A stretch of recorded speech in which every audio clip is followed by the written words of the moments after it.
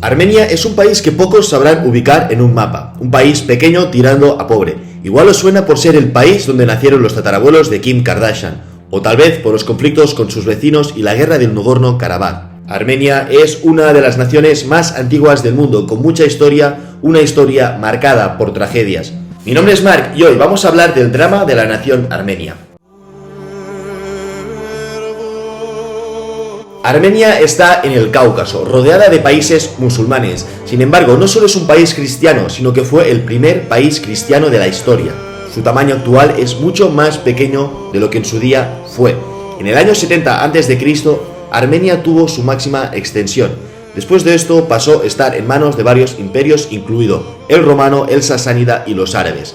Sin embargo, Armenia, con mayor o menor medida, siempre tuvo cierto grado de autonomía. Pero fue estando bajo manos otomanas cuando ocurrió una de las peores tragedias de la historia, no solo de Armenia, sino de la humanidad. Eran los albores de la Primera Guerra Mundial. Una parte de Armenia estaba en el Imperio Otomano y la otra en el ruso. Los dos imperios estaban ahora en guerra. El recelo y la desconfianza por parte de los turcos hacia los armenios iba en aumento. Con el estallido de la guerra, los otomanos iniciaron una campaña militar en el Cáucaso, liderada por el ultranacionalista Enver Pacha.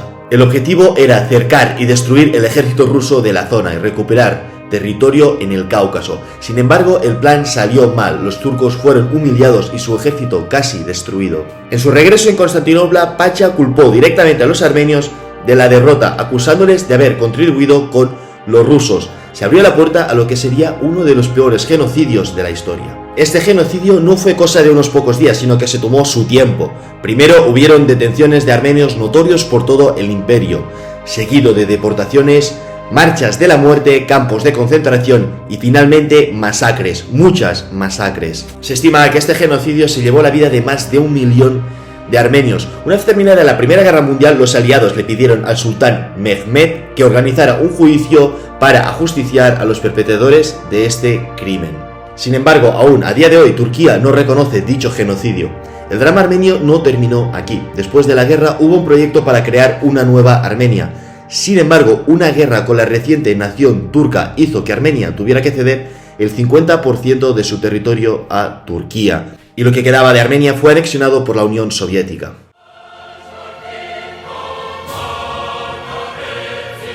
Comprender el periodo soviético y sobre todo el final de este es clave para entender lo que pasa hoy en Armenia. En un principio, Armenia entró a formar parte de la República Socialista Soviética Transcaucásica, que incluía Armenia, Georgia y Azerbaiyán. Esto fue hasta 1936, cuando la RSS Transcaucásica se dividió en 3 repúblicas independientes, la de Armenia, Georgia y Azerbaiyán. De hecho, esta no fue una mala época para Armenia, quienes recibieron una gran ayuda de Moscú, trayendo modernidad, estabilidad en comparación con los últimos y turbulentos años del Imperio Otomano. En 1941, la Alemania nazi invadió la Unión Soviética, y si bien no hubo ninguna batalla en territorio armenio, muchos jóvenes armenios tuvieron que ir al frente, donde se estima que más de 100.000 fallecieron. Después de la guerra, Armenia disfrutó de unos años de crecimiento y estabilidad. Sin embargo, como es bien sabido, los últimos años de la Unión Soviética fueron caóticos y el Cáucaso era un auténtico polvorín. Para agravar la situación, a finales de los 80, Armenia sufrió uno de los peores terremotos de la historia, con casi 50.000 fallecidos.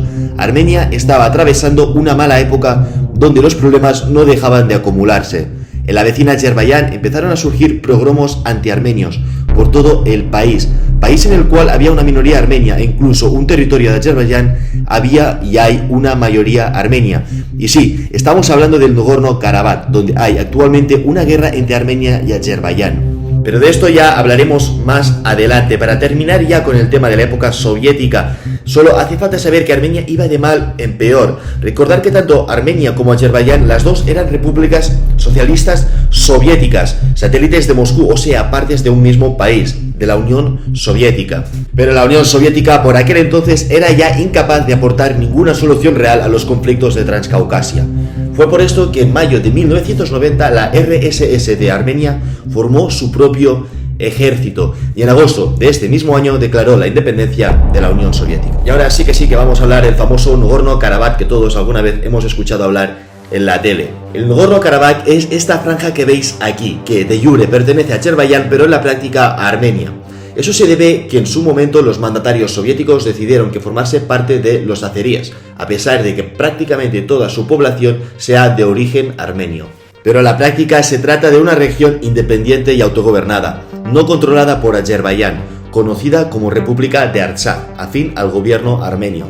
Desde los 90 hasta ahora han habido varias guerras, la primera la ganó Armenia y fue aquí donde se formó la República de Artsaj. Sin embargo, la situación ha cambiado dramáticamente para Armenia. Mientras Armenia es un país pequeño sin salida al mar y con escasos recursos, Azerbaiyán es toda una potencia energética, con numerosas reservas de gas y petróleo que lo han hecho crecer enormemente su economía en los últimos años, incluso pudiéndose permitir ser sponsor de equipos como el Atlético de Madrid. Solo hay que comparar la capital armenia con la azerí para ver la enorme diferencia económica existente entre ambos países.